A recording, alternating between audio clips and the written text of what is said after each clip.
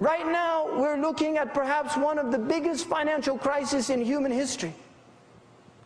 One of the biggest financial crises in human history. People don't know. If you listen to these people, nobody knows what's going on. Where did all that money go to? It just disappeared. What does Allah say in the Quran? يَمْحَقُ اللَّهُ الرِّبَى وَيُرْبِي الصَّدَقَاتِ.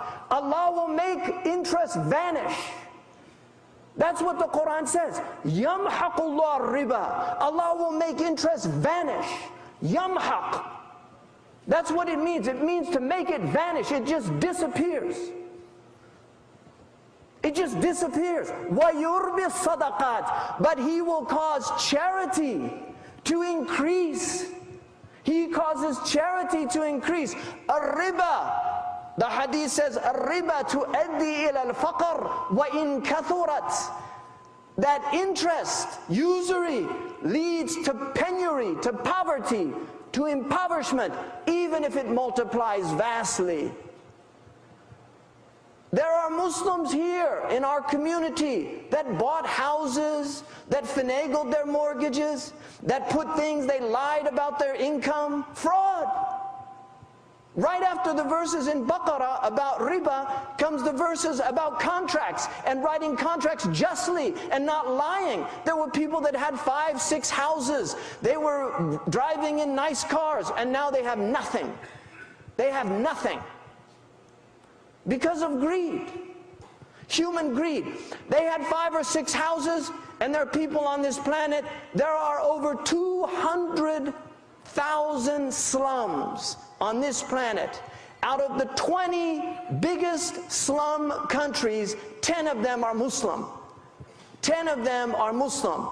Some of the biggest slums in the world are in Muslim countries. There are people in Cairo that live off the garbage heaps, that go and live off what other people throw away. This is the type of planet we live on. And Allah subhanahu wa ta'ala warns us about neglecting the needs of these people, about neglecting the needs of the poor, the hungry. Well, people are so busy with their wealth accumulation, they forget that not only do they have far more than they need, but there are other people that have far less than they need. If they concern themselves with those people, Allah promises that their wealth will multiply, either in this world or the next world, and it will multiply in this world. Those people will be taken care of. Shaitan ya'idukum al-faqr. Shaitan promises you poverty. Everybody's afraid now. Everybody's afraid. They're seeing their 401ks swallowed up. They're worried about their retirement. Well, it's just another day in Bangladesh. It's just another day in Mauritania. It's just another day in Nigeria. It's just another day in the vast majority of this planet. All these people that are afraid, welcome to the world. Welcome to the world. Welcome how the vast majority of people living on this planet experience the world. Only those people don't fear, because when you have nothing to lose, you're invincible. When you have nothing to lose, what are you afraid of? You're not worried about losing your stocks, are you? Because you don't have any stocks. You're not worried about losing your house because you live in a house made out of crates in Casablanca. And if it gets blown away by the wind, you just go out and collect more crates and make it again. I lived with Bedouin in the desert. I lived in a house made out of tree branches and sacks that were used for rice that were sewn together. That's how I lived for a year of my life. I don't have a problem. I know how much you need to live. But when you've got all this wealth and you think it's going to last forever, يَحْسِبُ الْإِنسَانُ أَنَّ مَالَهُ أَخْلَدَ. People think that their wealth will make them immortal. No, we're all going to die. We're all going to face God.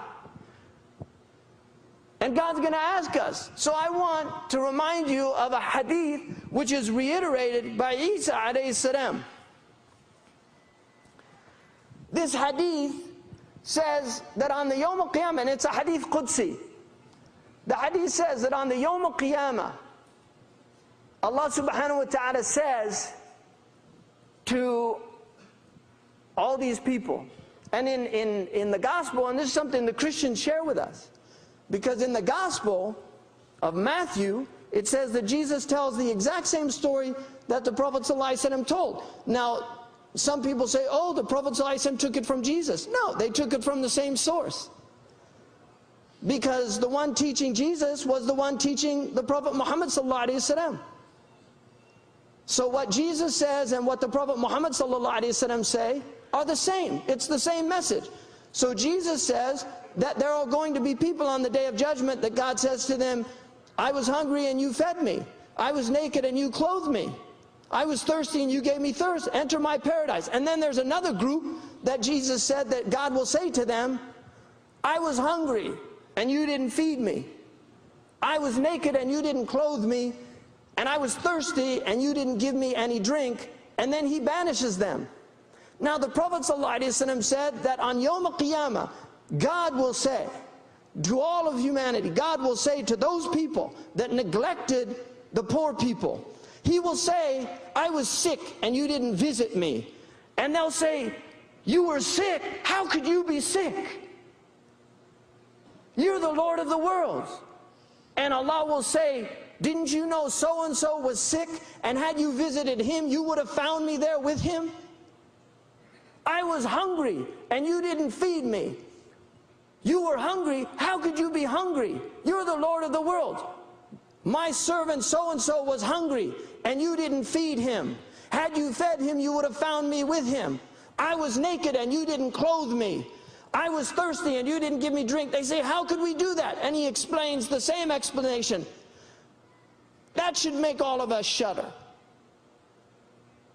Because we have a duty and an obligation to those less fortunate. They're a tribulation. Allah has tried them with poverty, but He has tried us with wealth. And trust me, most of us, most of the people in this room, you're living like the kings of the Middle Ages. You're living better than the kings of the time of the Prophet Muhammad sallallahu alaihi wasallam.